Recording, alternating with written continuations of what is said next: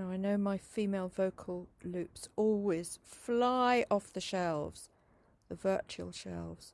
So here's another female vocal pop loop.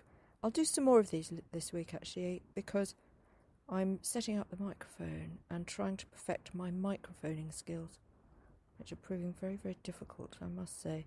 There's always a bit of a problem when you're live recording, I find. Anyway, this is a loop, so there's no live about this one.